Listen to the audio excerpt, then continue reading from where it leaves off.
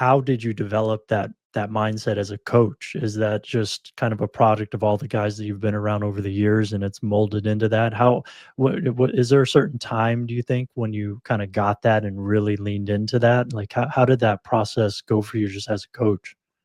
Honestly, at a young age, I was lucky to be around good smart play. I was lucky to be around smart players and smart coaches, and so and then from there, just the biggest thing is seeing what they can do and how they can do it. So you develop over time. You're like, well, we're not good at this play. Well, no kidding. That guy can't pull, or he's not good at pulling, but he's good at double teaming to the second level. This running back is really fast. All right. We had Reggie Bush. So when we had Reggie Bush and we ran the open side zone play, we blocked it so he could get play side, because when he took off from here to there, it took that long. So we blocked it for him to stay play side. We went Mm. Gurley at the Rams was a very good accelerator and then running 21 miles an hour after he got going. But to get going from here to from point A to point B to the line of scrimmage, that wasn't the case. So we tried to run wide zone when he was at first, and we decided that wasn't it. So we created a different scheme that would be best for him. And he had a lot of success. And if you just continue to keep looking at who you have and what you have and trying to formulate around whether it's the running back or the O lineman, trying to put him in position to have the most success. That's really interesting. Just that an offensive line coach also really needs to be factoring in the running back and other positions. So I think that's super interesting. And then also just for you specifically, just looking at kind of your coaching resume, you're the running back coach with the Saints in 2008, right? Yes, I was. Yes. Yeah. So McAllister, I had Deuce McAllister, I had Reggie Bush, and I learned a lot from those guys. And I felt like I was a benefit to them because I understood exactly how we were hitting these blocks. It wasn't so and so I could go in that room and say, listen, guys, here's the deal.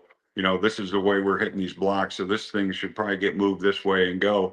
And honestly, then when we got throughout the Rams and then further on in my career, I always meet with the running backs and the O line together, watching the game tape before what we're going to do. We watch the game tape from the past game, and we talk about why things worked and why they didn't.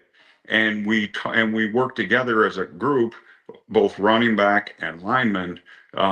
We work together and try to decide, hey, listen, this was our error. Don't change the way you're running it. We just missed this block because we did this. And now they don't change where they think these balls are supposed to be going or where they're looking, because we've met together and we've admitted our mistakes and we've asked them to admit their mistakes. And mm, whether they could have pressed the hole a little bit longer to put us on a linebacker, or whether they weren't quick enough to the line of scrimmage, all the things that could come up. And we talk about it together, that it's okay that the play failed because it was a bad scheme on my part because I didn't have a plan for this to happen. And there wasn't whatever, if there's one of those a game, or there's one where a guard did he used the wrong technique against the wrong guy, and something works out, we don't gain a yard.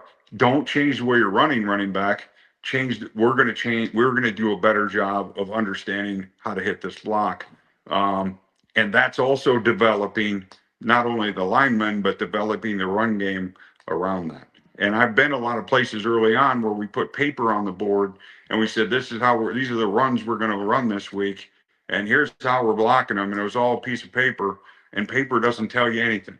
Okay, no mm. shit, I'm going to block, excuse my language. No, we're not, we're going to block this guy.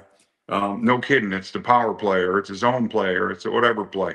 We know how we're going to, for the most part, other than formational changes.